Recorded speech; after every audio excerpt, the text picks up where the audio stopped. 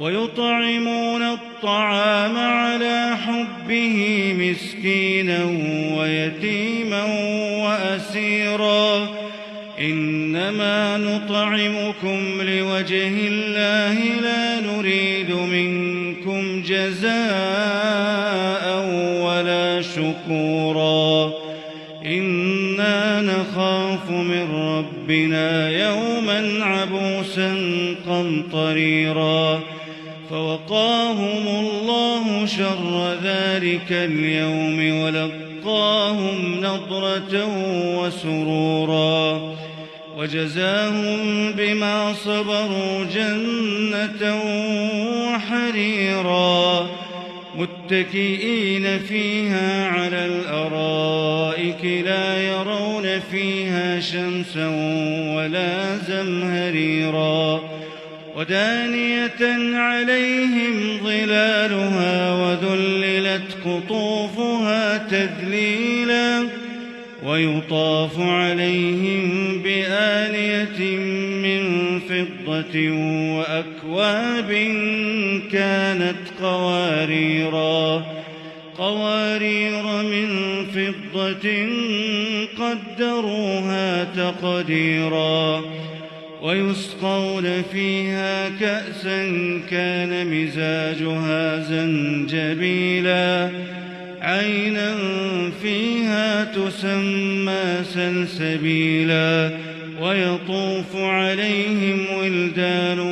مخلدون إذا رأيتهم حسبتهم لؤلؤا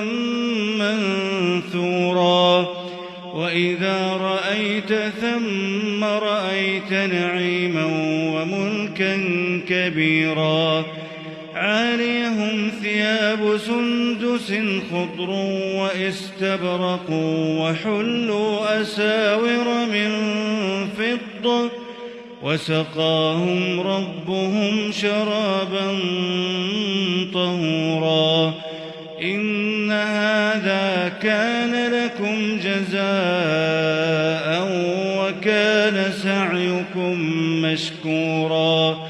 إنا نحن نزلنا عليك القرآن تنزيلا فاصبر لحكم ربك ولا تطع منهم آثما أو كفورا واذكر اسم ربك بكرة وأصيلا ومن الليل فاسجد له وسبحه ليلا طويلا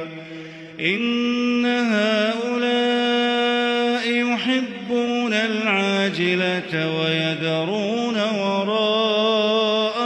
يوما ثقيلا نحن خلقناهم وشددنا أسرهم وإذا شئنا بدلنا أمثالهم تبديلا إن هذه تذكرة فمن شاء اتخذ إلى ربه سبيلا وما تشاءون إلا أن يشاء الله إن الله كان عليما حكيما يدخل من يشاء في رحمته والظالمين أعد لهم عذابا أليما